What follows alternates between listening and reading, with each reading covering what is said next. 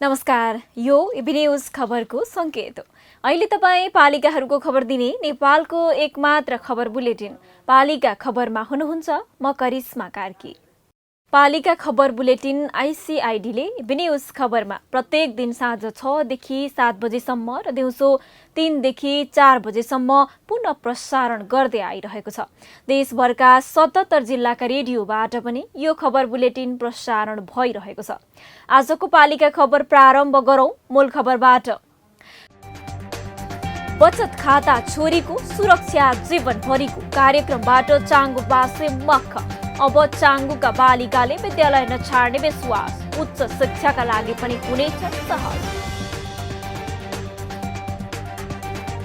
सत्यवतीका पहिरोबाट विस्थापित परिवारले 1.5 वर्षमा घर पाए। निर्माण अपुरै रहेका घरलाई कसरी बनाउने भन्ने चिन्ता। सरकारवालाको ध्यान कहिले जाला। पुष्पलाल मध्य पहाडी लोकमार्ग अन्तर्गत खोटाङका विभिन्न खण्डमा पुल निर्माणको काम कछुवा गतिमा। बनेका संरचना पनि गुणस्तरीय नभएको स्थानीयको गुनासो। जनप्रतिनिधि र सरकारवालाको पुगेन चासो। झार र जंगलले घेरिएको दुर्गन्धित इटहरी प्राथमिक अस्पतालले फेरियो काँचोले। बिरामीले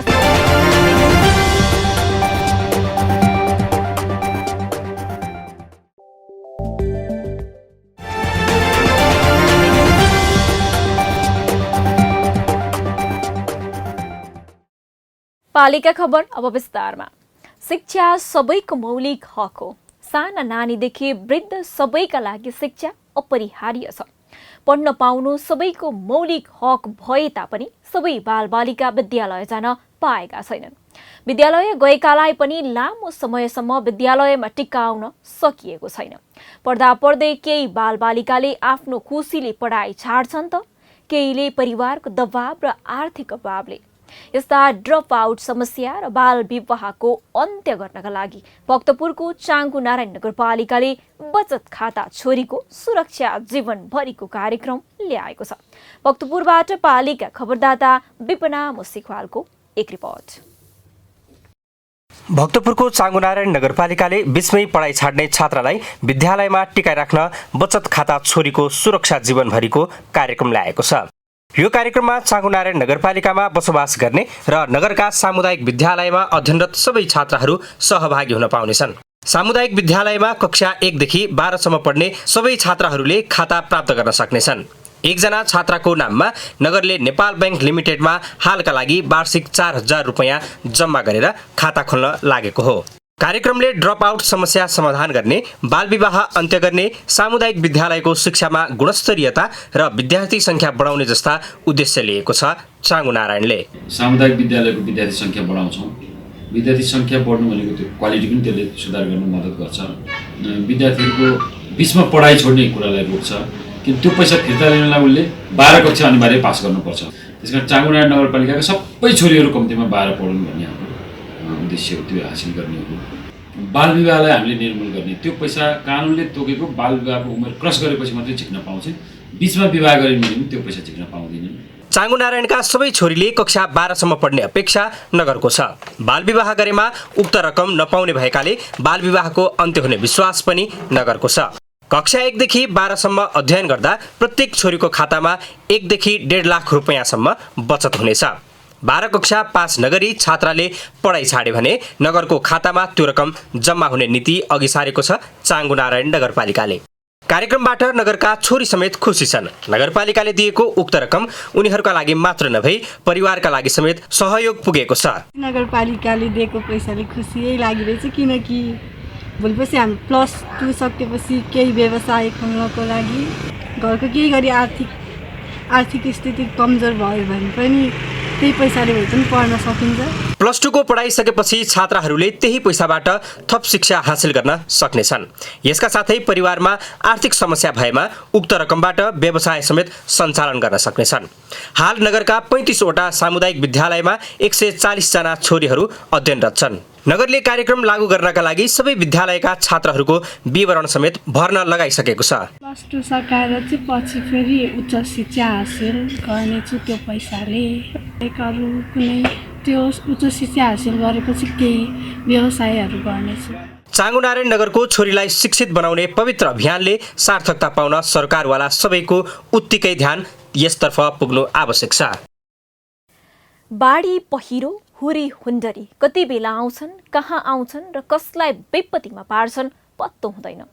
प्राकृतिक विपद बाजा बजाएर आउँदैन भनिन्छ। अझ हाम्रो देशको भौगोलिक र प्राकृतिक अवस्था नै यस्तो छ कि कुनै न कुनै विपत्तिबाट हामीले गुज्रिनै पर्छ हरेक समय। यस्तै विपदबाट बेसहारा र विस्थापित हुने धेरै छन् हामी कहाँ। उनीहरूलाई सरकार र अन्य निकायले समयमै वास्ता नगर्दा कति कष्टसाध्य जीवन बाँचिरहेका होलान्। गुल्मीको सत्यवती गाउँपालिकाले भने आफ्नो पालिकामा विपदमा परेकाहरूलाई नयाँ घरको पहल गरेको छ। गुल्मीबाट पालिका खबरदाता टोपलाल अरियालको एक रिपोर्ट। उनी हुन् धनबहादुर विक। गुल्मीको सत्यवती गाउँपालिका 4 लिम्घाका विक अहिले दङ्ग छन्, किनकि उनले नयाँ घर पाएका छन्। 6 साउन 2076 को मध्यरातमा आएको पहिरोले विककी श्रीमती र 2 छोराछोरी सहित उनको घरगोठ समेत बगाएको थियो।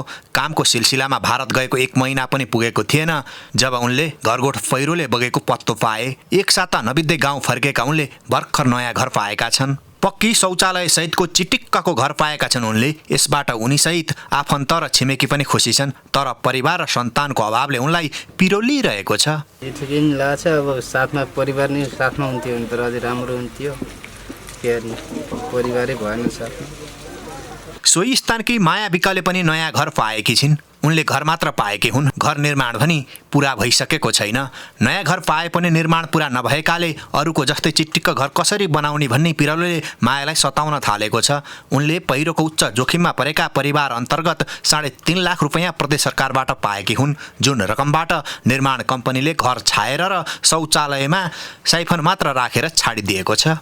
यो प्लास्टर गर्नु चाहिँ 1,20,000 ठेका दिएको छु। अब छोरीको उसो मेरो छोरा छैनन्, केही छैनन्, समस्या त्यस्तो छ के गर्ने। पहिरोले सत्यवती गाउँपालिका 3 र 4 मा थुप्रै मानवीय तथा भौतिक क्षति भएको थियो। अहिले भौतिक क्षतिको पुनर्निर्माणको काम भइरहेको छ। यो वडामा गाउँपालिकाले जग्गाको व्यवस्थापन गरेर अहिले 15 घर पहिरो पीडित परिवारलाई हस्तान्तरण गरेको छ। वडा नम्बर 3 ठुलो लुम्पेकका पहिरो पीडितहरूका लागि पनि घर निर्माणको काम भइरहेको छ। सत्यवती गाउँपालिकाले पूर्ण क्षति भएका परिवारलाई 5 लाख र प्रदेश सरकारले उच्च जोखिममा परेका परिवारलाई 3.5 लाख रुपैयाँ घर निर्माणका लागि दिएको छ। जुन यी बनिरहेका घरहरू छन्, यिनी घर 3,50,000 प्रदेश सरकारले दियो र 5 लाख गाउँपालिकाले दिएर बनेका 24 घरमा त्यति ठुलो समस्या छैन। यो 3.5 लाखमा घर बनाउने कुरा अत्यन्तै चुनौती भएको र त्यसलाई सबै कुरा पुरा गर्नका लागि उहाँहरूलाई गाह्रो भएको हुनाले त्यहाँ बिजुली पानी पुर्याउने गरी हामीले एउटा सोच बनाएका छौँ र केही मर्मतका लागि पनि हामीले उहाँहरूलाई सहयोग गर्नुपर्ने आवश्यकता देखिएको छ। यसलाई हामीले छिट्टै निर्णय गरेर उहाँहरूलाई केही सहयोग गर्ने व्यवस्था हामी मिलाउँछौँ। जग्गा प्राप्ति र कार्यविधि निर्माणमा भएको विलम्ब लगायतका कारण वडा नम्बर 3 र 4 का पहिरो पीडित परिवारले भनेकै समयमा घर पाएनन्। बल्ल तल्ल सुरु भएको पुनर्निर्माणको काम पनि लकडाउनका कारण सोचे अनुसार अगाडि बढेन। यसकारण घरबार गुमेका धेरै पहिरो पीडित परिवारको घर निर्माणको सुरसार नै छैन।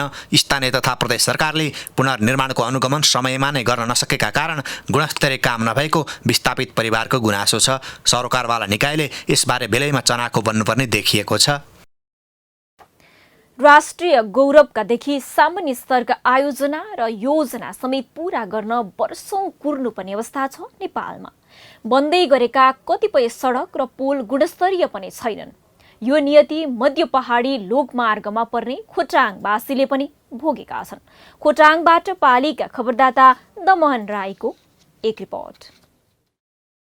पुष्पलाल पहाडी लोकमार्ग अन्तर्गत खोटाङका विभिन्न सडकमा कसुवाको गतिमा सडक तथा पुल निर्माणको काम भइरहेको छ। पुष्पलाल मध्यपहाडी लोकमार्गमा पर्ने चखेवा भन्ज्याङ दुक्तेल सडक अन्तर्गतको 4 खण्ड रमन गोल्डेनगुड जेबी र 1 खण्ड भरत मैनाचुली सिद्धिसाई जेबीले निर्माणको जिम्मा लिएको थियो। 2072 चैत्रदेखि सुरु भएको 46 किलोमिटर सडक खण्डमा निरन्तर काम अघि नबढ्दा र गुणस्तरहीन हुँदा सडक प्रयोगकर्ताहरू शास्ति खेप्न बाध्य छन्। निर्माणमा भइरहेको ढिलासुस्ती तथा गुणस्तरका विषयमा नागरिकदेखि जिल्ला समन्वय समितिसम्मले आवाज उठाउँदै आएको छ।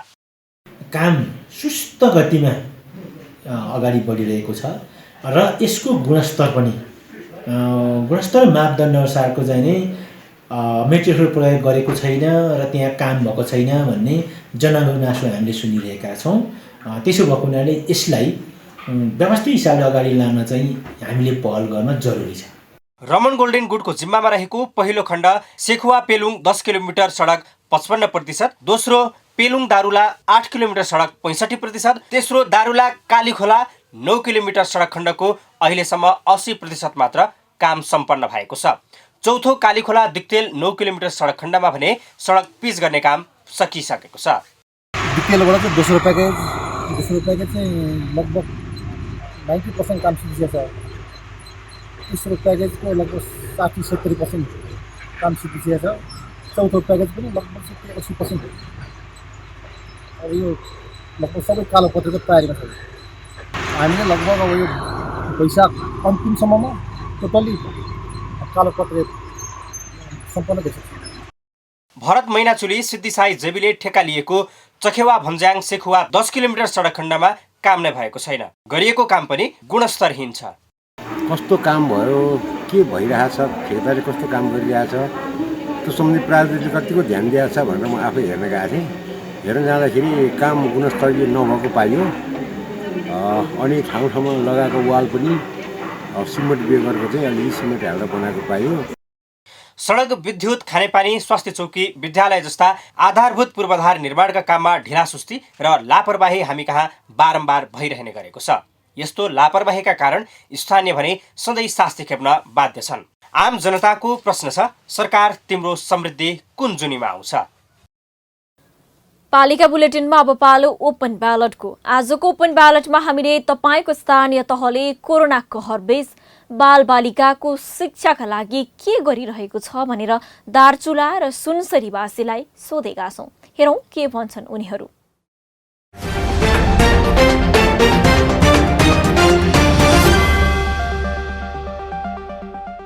विद्यालयसँग सहयोग नभएको अवस्था र गाउँपालिकाले केहीसम्म सहयोग गरे अवस्था थियो भने अहिले आएर त्यो सामग्रीमा सर्टेज भएकोले अलिअलि समस्या चाहिँ भएको छ। तैपनि विद्यालयहरूले यसै म्यानेज गरेर आएको छ। अहिले खास गरी कोरोना कहरको कारणले सबभन्दा बढी प्रताडित अहिले बालबालिकाको पढ्न पाउने अधिकारबाट वञ्चित भएका छन्। स्थानीय सरकारले शिक्षालाई जुन एउटा मूल रूपमा हेर्नुपर्ने थियो त्यो हेर्न सकिरहेको अवस्था छैन। विद्यार्थीहरूले पढ्न पाउने अधिकारबाट साह्रै ग्रामीण भेगका विद्यार्थीहरू वञ्चित रहनुपर्ने अवस्था आएको छ। स्थानीय तहले हामीले बुझेअनुसार चाहिँ त्यतिको पठन पाठन गर्न सक्ने वातावरण अझै मिलिसकेको जस्तो मलाई चाहिँ लाग्दैन। किनभने कहीँ भिडभाड ज्यादा हुने, कहीँ केही हुने, यो चेकअप पनि समयमा चाहिँ कसैको नभएको र खालि खोल्यो भनेर चाहिँ भनिरहेका छन्, तर रिस्क धेरै छ। पालिकाले यसो गर्नु भनेर गरेको चाहिँ त्यो ठुलो निर्णायक भूमिका देखिएन। जति गरे स्कुलले विद्यालयले मात्रै गरेर पालिकाले चाहिँ के गर्नु पर्थ्यो भने हरेक स्कुलहरूको अभिलेख राखेको अवस्था थियो होला। ती अभिलेख राखेका स्कुलहरूलाई चाहिँ तपाईँहरूले के गर्दै हुनुहुन्छ, विद्यार्थीहरूलाई कस्तो खालको काउन्सिलिङ गर्दै हुनुहुन्छ भनेर सम्झाएको मात्रै भए पनि हुन्थ्यो। त्यो सम्झने कुरा पनि भएर जस्तो लाग्यो। स्थानीय सरकारले यो कोरोना जुन महामारीको परिस्थितिमा शिक्षा क्षेत्रमा लागेका बालबालिका जुन आफ्नो नयाँ भविष्य निर्माण गर्नका लागि लागेका बालबालिकाहरूको भविष्यको विषयमा नसोचेको, चासो नदेखाएको र बालबालिकाहरूको भविष्य अन्धकारमै रहिरहेको अवस्थामा यसलाई चाहिँ स्थानीय सरकारले चासो दिएर नयाँ सोच विचारका साथ लाग्नुपर्ने देखिन्छ। यो हाम्रो सरकारले बालबच्चाको लागि कोरोनाको विषयमा कुनै पनि कदम चालेको छैन। यो चाहिँ सरकारको 100% गल्ती छ। यसमा केही कसैको ध्यान जान्छ कि?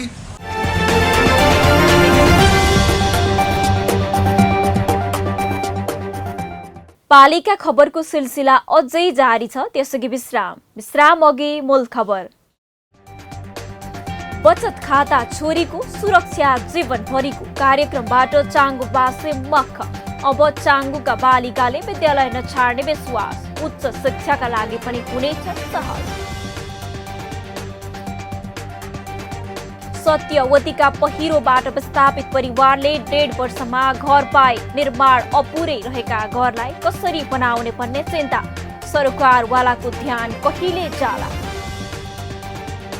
पुष्पलाल मध्य पहाडी लोकमार्ग अन्तर्गत खोटाङका विभिन्न खण्डमा पुल निर्माणको काम कछुवा गतिमा।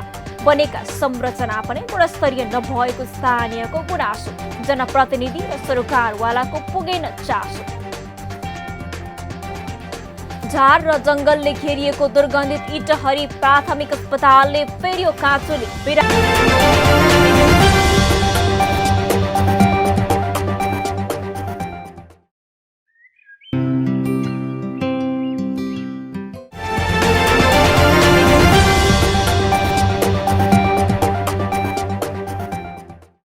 स्वास्थ्य जस्तो संवेदनशील विषयमा पनि सरकारी अस्पतालले नागरिकलाई सेवा दिनुको साटो भद्रगोल व्यवस्थापन र फोहोर मैलाको उचित प्रबन्ध नगरिदिँदा निजी अस्पतालमा धाउनु पनि बाध्यता छ। जनताका लागि खोलिएका स्वास्थ्य संस्थामै सेवा लिन जानुपर्दा नाक थुन्नुपर्ने अवस्था हटाउने सरकारी प्रयत्न शून्य छ। गरे के हुँदैन भन्ने उदाहरण कुनै बेलाको भद्रगोल र दुर्गन्धित सुनसरीको इटहरी प्राथमिक अस्पतालले देखाइदिएको छ। सुनसरीबाट पालिका खबरदाता विनय बाराकोटीको एक रिपोर्ट। फोहोर र दुर्गन्धले जानै नसकिने बनेको सुनसरीको इटहरी उपमहानगरपालिकामा रहेको इटहरी प्राथमिक अस्पताल सफा भएसँगै यो अस्पताल आउनै छाडेका बिरामीहरू अहिले अस्पतालमा भेटिन्छन्। मातृशिशु भवनबाट सुत्केरी गराउनेहरूको संख्यामा समेत उल्लेख्य वृद्धि भएको छ।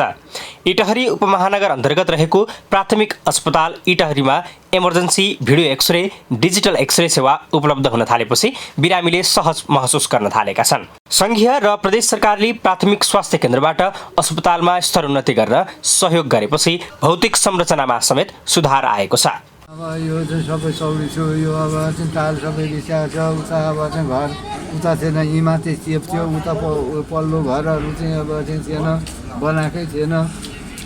अब दबाई औषधि पनि एकै ठाउँबाट मात्रै अब चाहिँ बाँडिन्थ्यो, अहिले दुईपट्टिबाट बाँडिन्छ। धेरै सुधार भएको छ। जनप्रतिनिधि आएपछि अस्पतालको सेवा प्रवाह थप चुस्त बन्न थालेको हो। सम्बन्धित वडाका वडाध्यक्ष आफै स्वास्थ्य चौकी व्यवस्थापन समितिको अध्यक्ष हुने व्यवस्था भएपछि अस्पतालले पुनर्जीवन पाएको हो। निर्वाचन भए पछाडि जनप्रतिनिधिज्यूहरूको कमिटमेन्ट अनुसार चाहिँ हामीले स्थानीय सरकारसँगको समन्वयबाट चाहिँ प्राथमिक स्वास्थ्य केन्द्रलाई प्राथमिक अस्पतालको रूपमा चाहिँ हामीले स्तर उन्नति गर्ने प्रयास गर्यौँ। हामीले विशेषज्ञ सहितको चिकित्सक र औजार उपकरण सहितको चाहिँ अस्पतालको सेवा शुभारम्भ गरिरहेको छौँ। इटहरी उपमहानगरपालिका आफैले 15 शय्याको इन्डोर सेवा सञ्चालन गर्ने र सर्जरी सहितको प्रसुति सेवा सञ्चालन गर्न नीति तथा कार्यक्रम नै पारित गरेको छ। ल्याब सेवाका उपकरण व्यवस्थापन गर्ने प्रक्रिया अगाडि बढेको छ। भर्खरै एम्बुलेन्स सेवा सञ्चालनमा आएको छ भने सब वाहन समेत सञ्चालनमा ल्याउन नगर लागि परेको छ। स्वास्थ्य बिमा सेवाले चाहिँ अलिकता फाइदाजनक गरेर अहिले त्यहाँ किन हामीले 4 जना कर्मचारीहरू पनि हाम्रो हस्पिटलबाट करारमा लिएका छौँ। पोहोर 20 लाखको टेन्डर गरेका थियौँ, त्यसमा धेरै रकम घटेर आयो। अहिले फेरि अब हामी किन हिजो अस्ति 5 लाखको दबाई खरिद गऱ्यौँ, अब फेरि टेन्डरमा जाँदैछौँ। बिमा स्वास्थ्य बिमाबाट चाहिँ केही रकमहरू आउँछ। कर्मचारी र जनप्रतिनिधिकै मेहनतले इटहरी स्वास्थ्य चौकी अब बृहत अस्पताल बन्ने तयारीमा पुगेको छ।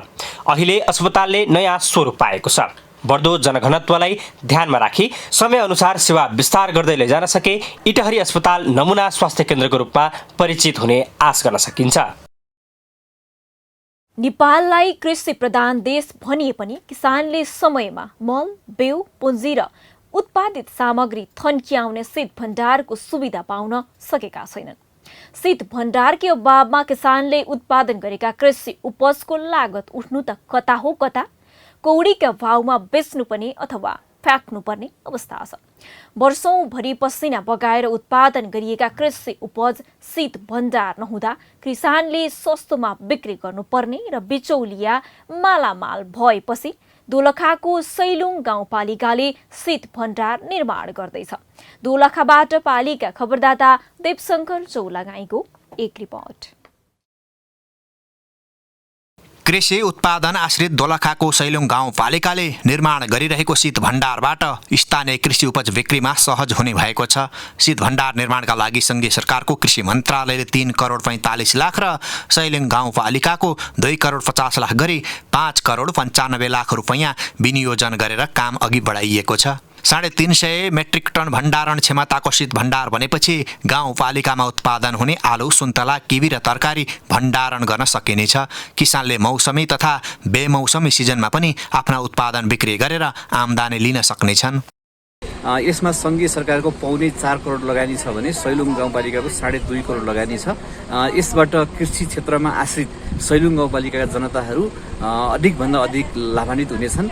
मूलतः आलु, किवी, तरकारी र चाहिँ सुन्तलाको चाहिँ स्टोरेज गर्न मिल्ने गरी चाहिँ हामीले चाहिँ यो 350 मेट्रिक टन क्षमताको चाहिँ कोल्ड स्टोर निर्माण गरिएका छौँ। सैलुङ आलु उत्पादनका लागि प्रख्यात ठाउँ हो। यो क्षेत्रमा वार्षिक 30,000 मेट्रिक टनभन्दा बढी आलु र अन्य तरकारी उत्पादन हुन्छ। असारदेखि भदौसम्म उत्पादन हुने आलु बजार पुर्याउन ढिलाइ हुँदा सस्तोमा बेच्न यहाँका किसान बाध्य छन्। शीत भण्डार बनेपछि मूल्य बढेका बेला किसानले बिक्री गरेर आम्दानी लिन सक्नेछन्।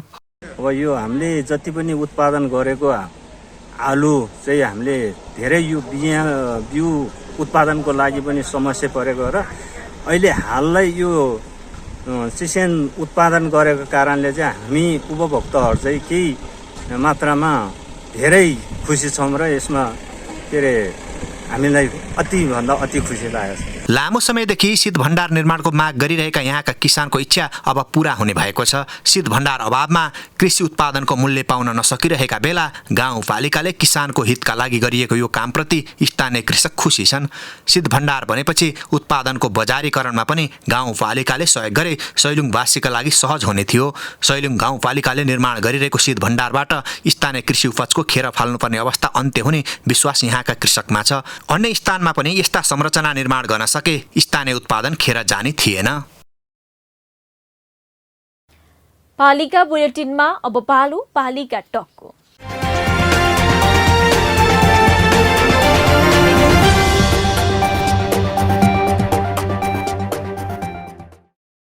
आजको पालिका टकमा हामीसँग हुनुहुन्छ लमजुङको बेसी सहर नगरपालिकाका प्रमुख गुमान सिंह अरियाल। अरियालसँग नगरले नागरिकका स्वास्थ्यमा गरेको पहल कदमी, पूर्वाधार विकास र जनजीविका लगायतका विषयमा कुराकानी गर्दैछौँ। स्वागत छ मेयर साहब यहाँलाई पालिका टकमा। धन्यवाद, यहाँलाई पनि नमस्कार छ। हजुर मेयर साहब, नगरपालिकाका करिब 48% नागरिक मात्र आफ्नो घरसम्मको सडक पहुँचमा छन्। झन्डै 25% को घरमा अहिले पनि खानेपानी छैन। 5 वर्षको अवधिमा सबै नागरिकलाई सडक सुविधा दिने तपाईको योजना छ। अब यो 2 वर्षमा यो कसरी सम्भव होला र मेयर साहब? हामी निर्वाचित भई आएपछि हामीले पहिलो बैठकबाट सबै वडाहरूमा अल वेदर बाटो पुर्याउँछौँ भनेका थियौँ। यति बेला करिब सबै वार्डमा अल वेदर बाटो छ। अलि टाढाका वार्डहरूमा पनि हामी त्यो व्यवस्था गरेका छौँ। त्यसलाई अब ग्राभल गर्न र पिच गर्न बाँकी छ। पिच र ग्राभलको काम सुरुवात भइरहेको छ। जहाँसम्म खानेपानीको सवाल छ, हाम्रा 4-5 वटा वार्डमा एक घर एक धारा सम्पन्न भइसकेको छ। केही वार्डमा एक घर एक धारा बाँकी छ र यस वर्ष प्रदेश सरकारको सङ्घ सरकारको पनि बजेट छ। त्यसैले पर्याप्त मात्रामा खानेपानी नपुगे पनि, सबै घर गाउँमा पक्की सडक नपुगे पनि सडकको पहुँचबाट जनताहरू वञ्चित छैनन्। एउटा कल्लेरी भन्ने गाउँमा 300 मिटर जति बाटो बनाउन बाँकी छ। यस वर्ष बजेट हामीले विनियोजन गरेका छौँ।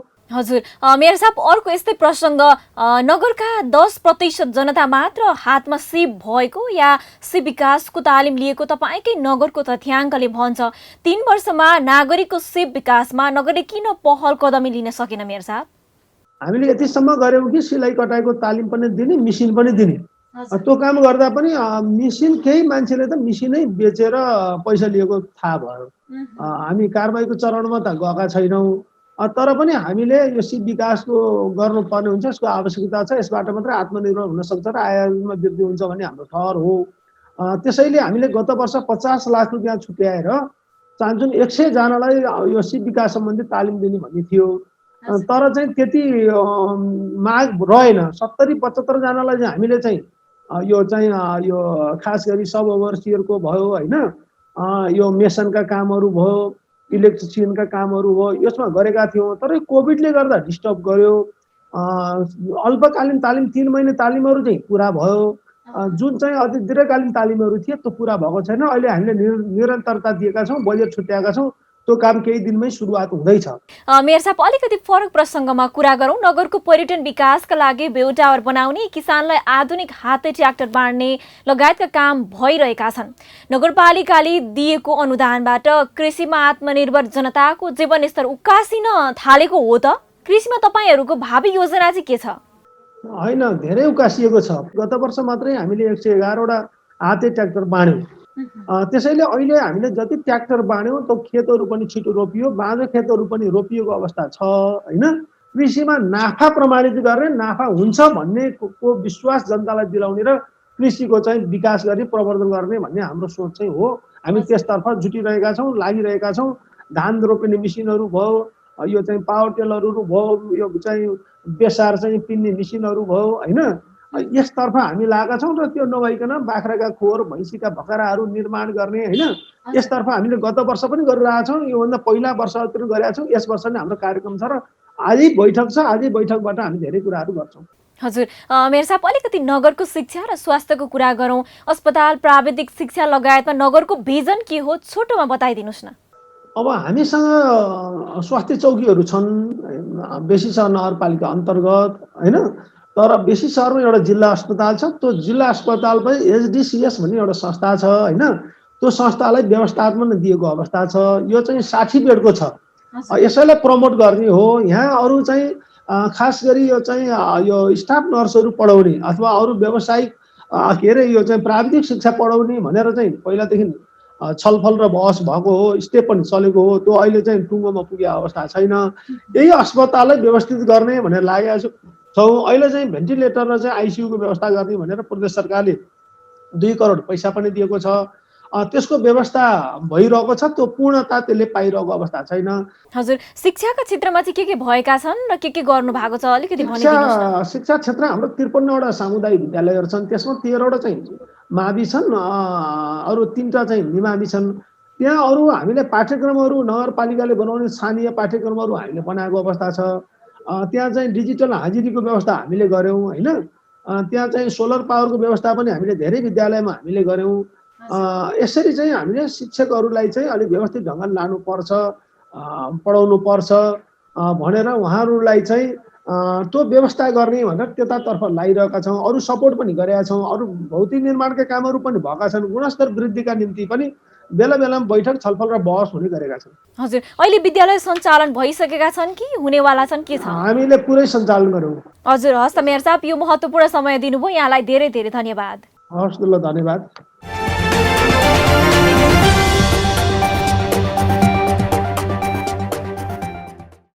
अब अट्नेछन् सबैका खबर। यो हो पालिका खबर। पालिका खबरको सिलसिला अझै जारी छ, त्यसअघि विश्राम अघि मूल खबर। बचत खाता छोरीको सुरक्षा जीवनभरिको कार्यक्रमबाट चाङ्गुबासे मख। अब चाङ्गुका बालिकाले विद्यालय नछाड्ने विश्वास। उच्च शिक्षाका लागि पनि हुनेछ सहज। सत्यवतीका पहिरोबाट विस्थापित परिवारले 1.5 वर्षमा घर पाए। निर्माण अपुरै रहेका घरलाई कसरी बनाउने भन्ने चिन्ता। सरकारवालाको ध्यान कहिले जाला। पुष्पलाल मध्य पहाडी लोकमार्ग अन्तर्गत खोटाङका विभिन्न खण्डमा पुल निर्माणको काम कछुवा गतिमा। बनेका संरचना पनि गुणस्तरीय नभएको स्थानीयको गुनासो। जनप्रतिनिधि र सरकारवालाको पुगेन चासो। झार र जंगलले घेरिएको दुर्गन्धित इटहरी प्राथमिक अस्पतालले फेरियो काँचोले बिरामी।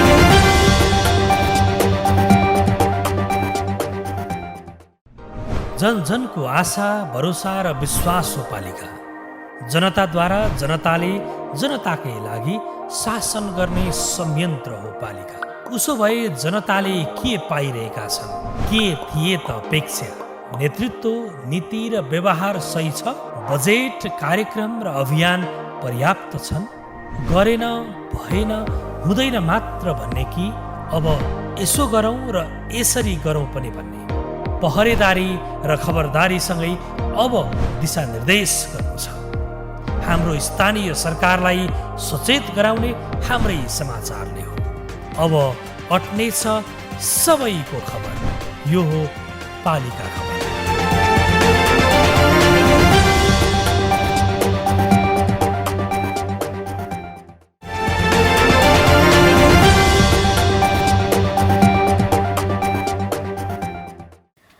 कोरोना संक्रमितले समयमै उपचार नपाएर सहरमै अकालमै ज्यान गुमाउनु परिरहेको छ। झन् गाउँ र दुर्गम जिल्लाको हालत के होला?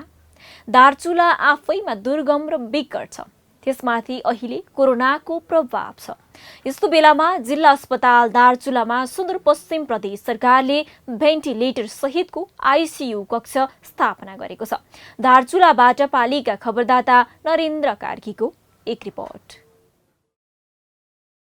जिल्ला अस्पताल दार्चुलामा भेन्टिलेटर सहितको आइसियु कक्ष स्थापना भएको छ। सुदूरपश्चिम प्रदेश सभाका उपसभामुख निर्मला बडाल जोशीले यो कक्षको उद्घाटन गरेकी छिन्। आइसियु कक्ष उद्घाटन गर्न पुगेकी प्रदेश उपसभामुख निर्मला बडालले अब पिसिआर मेसिन राख्ने घर प्रदेश सरकारले बनाइदिने र सङ्घबाट मेसिन ल्याउने आश्वासन दिन पनि भ्याइहालिन्। सङ्घको चाहिँ पूर्वाधारबाट पिसिआर मेसिन किन्ने अनि हाम्रो चाहिँ भौतिक संरचनाहरू के हुन्छ फेरि पनि हामी थप गर्ने निर्णय हामीले गरिसकेको छ। आइसियु कक्ष स्थापना त भयो, तर यो अस्पतालमा अक्सिजन प्लान्ट, दक्ष जनशक्ति भने अझै छैनन्। दार्चुला अस्पतालमा अहिले 7 जना मात्र दरबन्दीका डाक्टर छन्। अनि कसरी पाउलान् बिरामीले दार्चुला अस्पतालमा सेवा?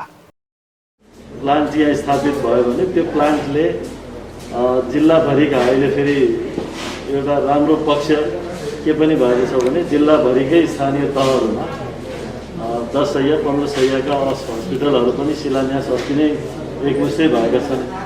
ती हस्पिटलहरूलाई पनि यो प्लान्टले अक्सिजन सप्लाई गर्न सक्ने जिल्लामै उपलब्ध भयो भने त्यसले पनि एउटा सेवा प्रवाहमा सम्पूर्ण स्थानीय तहहरूमा फेरि गोकुले सभा सुधार लगायत अन्य 7वटा स्थानीय तहहरूमा सँगै एकै दिन त्यो सुरुवात पनि भयो। त्यो पनि एउटा सुखद अवसर हो।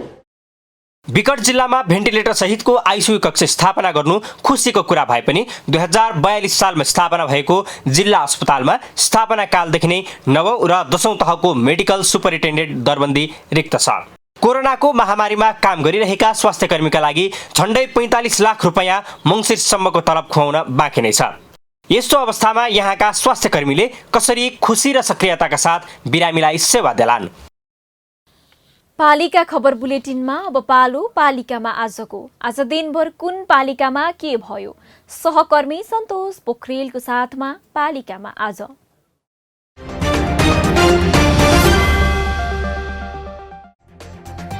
दार्चुलाको अपी हिमाल गाउँपालिकाले कोरोनाको असरबारे जानकारी लिन खटायो स्वास्थ्यकर्मी। गाउँमा अब घरमै पाउने भए पालिकावासीले स्वास्थ्य सेवा।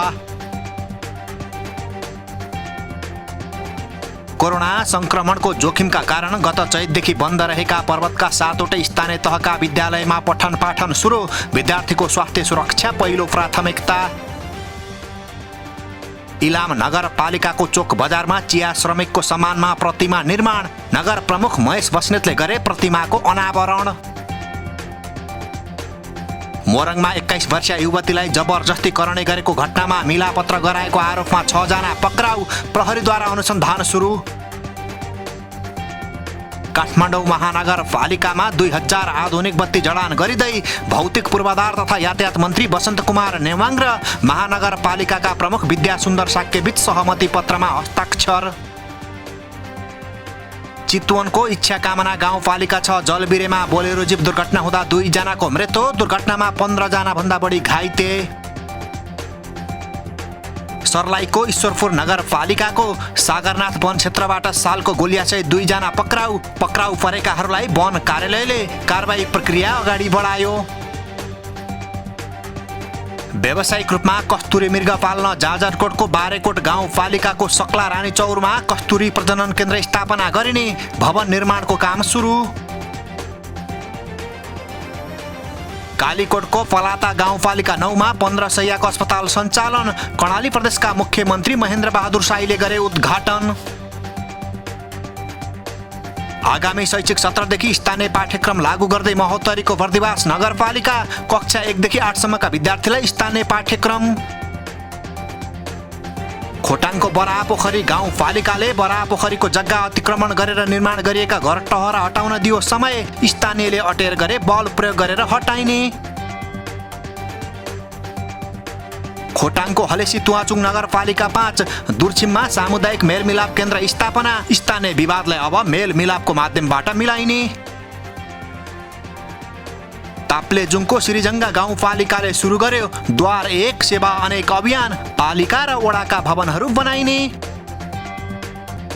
पर्वतमा बन्ने भो साहसिक खेलका लागि जिपलाइन। कुस्मा नगरपालिका 5 चाक्लेको डिलबाट साउने बगरसम्म पनि 1400 मिटरको जिपलाइनको शिलान्यास। धनुषाको धनौजी गाउँपालिका 3 का वडाध्यक्ष रामदुलार मण्डलले आफ्नो छोरालाई गाउँपालिकामा जागिर नदिएको आक्रोशमा पालिका प्रमुखको कार्यकक्षमा नै लगाए ताला। सेवा प्रभावित। लैङ्गिक हिंसा अन्त्य गर्न जुट्यो कञ्चनपुर प्रहरी। सार्वजनिक यातायातमा सादा पोसाका प्रहरी परिचालन। बागमती प्रदेशका 28 वटा पालिकासँग लाल पूर्जा वितरणका लागि भूमि सम्बन्धी समस्या समाधान आयोगले गर्यो सम्झौता। सम्झौता पत्रमा आयोगका उपसचिव वसन्त प्रसाद पन्थी र सम्बन्धित स्थानीय तहका प्रमुख प्रशासकीय अधिकृतले गरे हस्ताक्षर। दाङको तुलसीपुर उपमहानगरपालिकाको पातु खोलामा मोटरेबल पुल बन्ने। लुम्बिनी प्रदेशका मुख्यमन्त्री शङ्कर पोखरेलले गरे पुलको शिलान्यास। मोबाइल नेटवर्कमा आएको समस्या टेलिकमले समाधान नगरेको भन्दै हुम्लावासीले नेपाल टेलिकमको कार्यालयमा लगाए ताला। सेवा झन प्रभावित। र मकवानपुरको रक्सिराङ गाउँपालिकाका 6 वटा वडाका करिब 200 बिघा भन्दा बढी क्षेत्रमा लगाइएको गाँजा खेती प्रहरीले नष्ट गर्यो।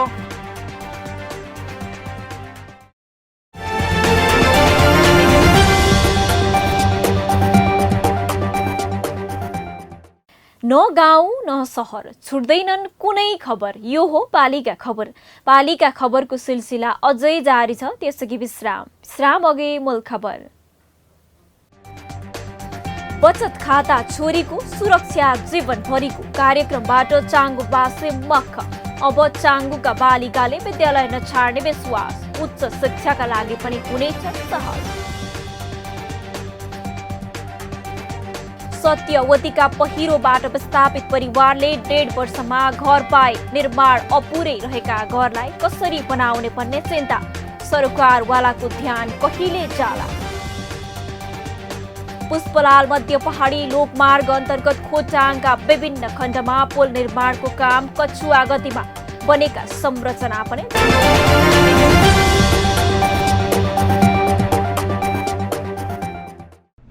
जन जनको आशा भरोसा र विश्वास हो पालिका। जनताद्वारा जनताले जनताकै लागि शासन गर्ने संयन्त्र हो पालिका।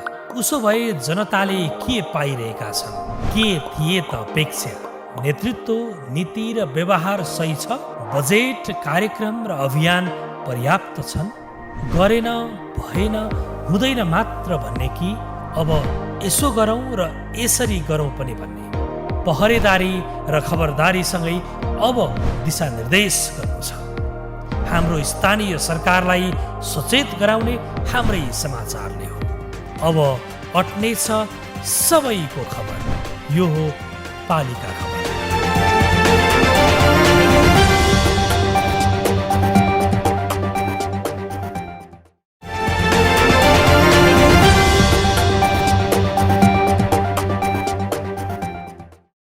अनेक जात जाति, भाषा भाषी र समुदायको साझा भूमि हो नेपाल। यहाँका विभिन्न जात र समुदायका आफ्नै संस्कार र संस्कृति छन्। आफ्ना परम्परागत मूल्य र मान्यतामा अडिग छन् धेरै समुदाय। यिनै समुदाय मध्येको एक हो 8 पहरिया। धनकुटाको भेरगाउँ, बेलाहारा, छारागाउँ, सान्ताङ्ग, याक्ते आदि ठाउँमा केन्द्र बनाएर बसोबास गरिरहेका 8 पहरिया जातिका पनि आफ्नै संस्कार र संस्कृति छन्। उनीहरूको महत्त्वपूर्ण सांस्कृतिक चाड वाडाङमेट मनाउन अहिले व्यस्त छन् यहाँका 8 पहरिया। धनकुटाबाट पालिका खबरदाता कुमार बस्नेतको एक रिपोर्ट।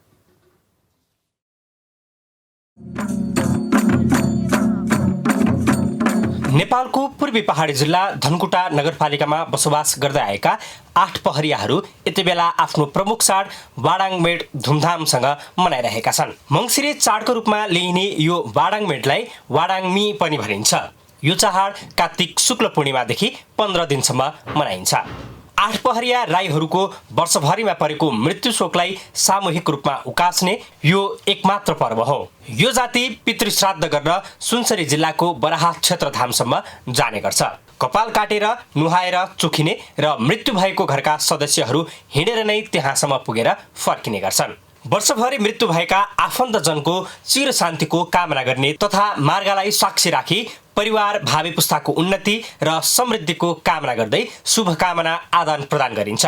फुलमालामा सजिएर हरेकको घर घरमा मार्गमा गई गोलबद्ध भएर ढोल बजाउँदै अन्न मासुबाट विभिन्न परिकार बनाउँदै प्रसादको रूपमा बाँडेर खाँदै हर्षोल्लासका साथ वाडाङमेट मनाइने गरिन्छ।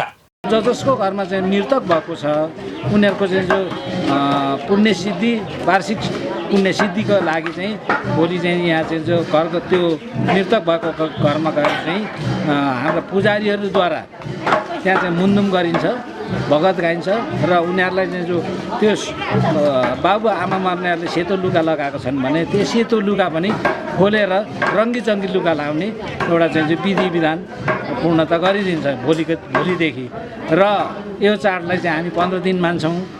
यो चाड दुःख बिर्सिएर भक्ति गाउनुका साथै ढोल मारुनी डल्लो नाच नाचेर तथा राँगाको मासु कुभिन्डो र फुलुङ्गेको अचार लगायतका परिकार खाएर मनाइन्छ। कार्तिक पूर्णिमादेखि सुरु भएको यो चाड औँसीसम्म जारी रहन्छ। अन्य जात जातिको भन्दा फरक कला संस्कृति भए पनि यसको प्रचार प्रसार हुन सकेको छैन। यो पर्वलाई अन्य जातिको पर्वको जस्तो राज्यले चासो नदिएको 8 पहरिया समुदायको गुनासो छ। धनकुटा नगरपालिकाले भने यो जातिको उत्थानका लागि विभिन्न काम गरिरहेको छ।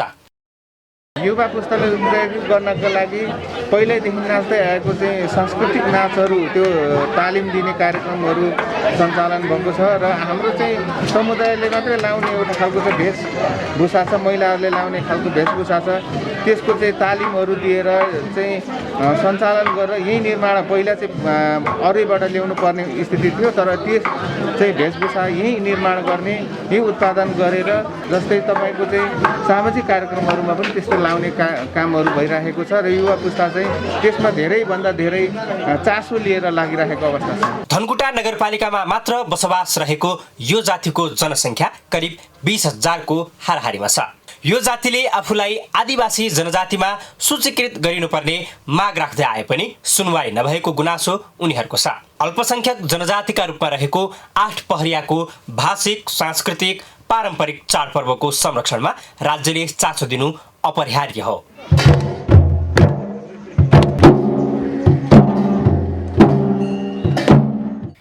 पालिका खबर बुलेटिनको अन्ततिर छौं। मूल खबर पुनः एकपटक। बचत खाता छोरीको सुरक्षा जीवनभरिको कार्यक्रमबाट चाङ्गुबासे मख। अब चाङ्गुका बालिकाले विद्यालय नछाड्ने विश्वास। उच्च शिक्षाका लागि पनि हुनेछ सहज। सत्यवतीका पहिरोबाट विस्थापित परिवारले 1.5 वर्षमा घर पाए। निर्माण अपुरै रहेका घरलाई कसरी बनाउने भन्ने चिन्ता। सरकारवालाको ध्यान कहिले जाला। पुष्पलाल मध्य पहाडी लोकमार्ग अन्तर्गत खोटाङका विभिन्न खण्डमा पुल निर्माणको काम कछुवा गतिमा। बनेका संरचना पनि गुणस्तरीय नभएको स्थानीयको गुनासो। जनप्रतिनिधि र सरकारवालाको पुगेन चासो। झार र जंगलले घेरिएको दुर्गन्धित इटहस्त। आजको पालिका खबर बुलेटिन यति नै। पालिका बुलेटिन फेसबुक, युट्युब, इन्स्टाग्राम र हाम्रो अनलाइन संस्करण www.palikakhbar.com बाट हेर्न, पढ्न र सुन्न सक्नुहुनेछ। साथै यो बुलेटिन देशका 77 जिल्लाका रेडियोबाट पनि हरेक दिन सुन्न सक्नुहुनेछ। पालिकाहरूको गतिविधि समेटिने नेपालको एकमात्र खबर बुलेटिन पालिका खबर लिएर भोलि पुनः आउने नै छौं। एबी न्यूज खबर हेर्दै रहनुहोला। नमस्ते।